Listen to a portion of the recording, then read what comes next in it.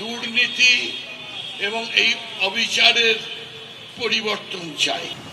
এই যে পুঞ্জীবিত বছর দশকের আগুন আমাদের মধ্যে রয়েছে, আমরা যে দেখতে পাচ্ছি যে প্রভাবশালী ক্রিমিনালসদের রাজত্ব চলছে, জেলায় জেলায় পাড়ায় পাড়ায় সিন্ডিকেট ছাড়া মানুষ এক পা চলতে পারছে না। আরজিকর কাণ্ডে তরুণী চিকিৎসককে ধর্ষণ খুনের বিচার সহ একাধিক দাবিতে প্রতিবাদ চলছে। জুনিয়র ডাক্তারদের পাশাপাশি একদিকে যেমন সরব হয়েছেন সিনিয়র ডাক্তাররা, তেমনই নক্কারজনক ঘটনার প্রতিবাদে মুখর হয়েছেন বিদ্বজনরাও। বৃহস্পতিবার নির্যাতিতার ন্যায় বিচারের দাবিতে গণকনভেনশনের ডাক দিয়েছিল জনচেতনা মঞ্চ। কখনো শ্রুতি নাটকের মাধ্যমে, কখনো আবার তুলির টানে চলতে থাকে প্রতিবাদ। সেখানেই দুর্নীতি সিন্ডিকেট নিয়ে সরব হন নাট্য ব্যক্তিত্ব মেঘনাদ ভট্টাচার্য।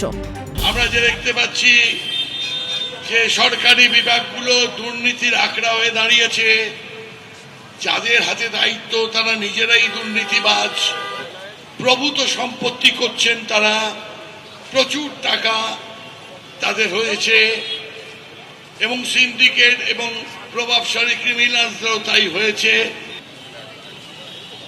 দুর্নীতি আগে ছিল না তেমন নয়। আগের সরকারের বিনয় বাবু বা বুদ্ধবাবু একাধিকবার দুর্নীতির ব্যাপারে কথা বলেছেন, যে সরকারের মধ্যে অবস্থা খারাপ দেখে চোরেদের সরকারও বলেছেন, কিন্তু তখনও একটা বাধা, তখনও একটা শাসন, তখনও একটা প্রতিরোধ ছিল।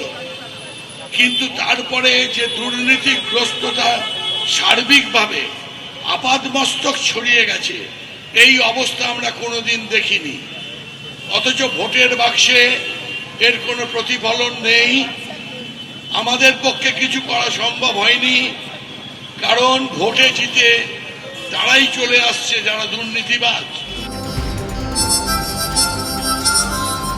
আরজিকর কাণ্ডে বুধবার মাউথ অর্গান বাজিয়ে ছবি এঁকে প্রতিবাদ জানাতে দেখা গিয়েছিল সনাতন দিনদাস সৃজিত মুখোপাধ্যায়দের।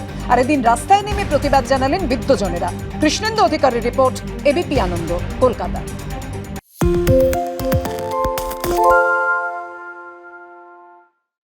সত্য অন্তহীন, সত্যের খোঁজও তাই, সত্য সন্ধানে তাই আমরা অক্লান্ত, অকুতভয়। এবিপি আনন্দ নতুন ভাবনার প্রতীক, যা মনে মুক্ত, তথ্যে যুক্ত এবং যাবতীয় সীমানার বাঁধন থেকে মুক্ত।